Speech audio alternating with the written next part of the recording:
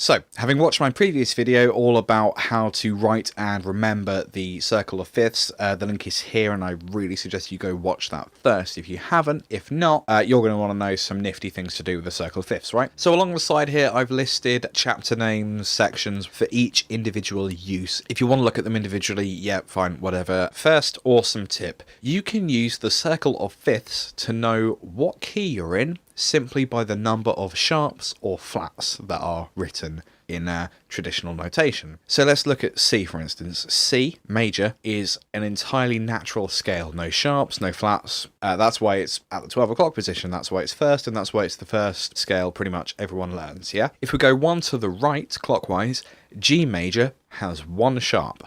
On the other side, anti-clockwise, F major has one flat.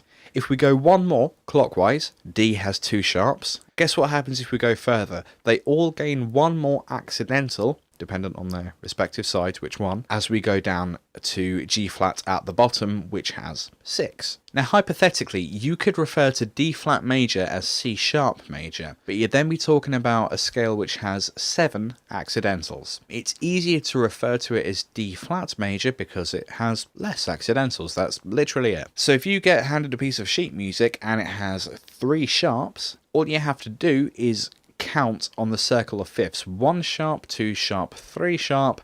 3 sharps means you're in A major. Similarly, let's say you have 2 flats, 1 flat, 2 flat, the key is B flat major. So that's use 1. If I go around the flat side and write next to each key signature the notes which are flattened in that key, we can see that we're just adding a new note each time to the previous set of flats. So we see that A flat, for instance, contains the D flat and the A flat, the E flat and the B flat from behind.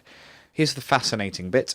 You'll notice that each new flat note is the same as the key signature following it, anti-clockwise, in the circle of fifths. Use 3, key changes. If you're playing in G major, and you want to perform a key change mid-song, the most comfortable options are going to be on either side of G, so C or D major. Now, when I say comfortable, I don't mean it won't have an audible effect.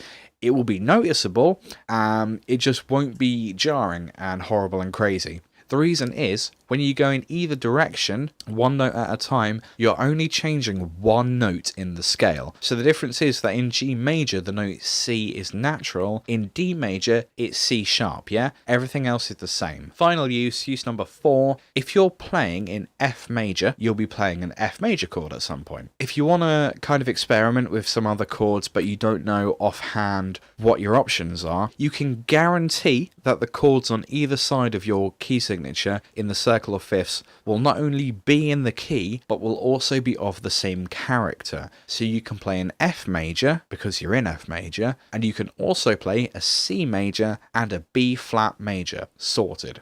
So those are my 4 uses for the circle of fifths. If you have any of your own, please do tell me. I did do a fair amount of research for this, and I've been teaching it for some time, and this is as far as I've gotten. Would love to hear any more that are out there. Please do like, do subscribe, do comment, and everything else. I've been Liam, this has been L Taylor Guitar Tuition and stuff, and I will see you next time. Goodbye.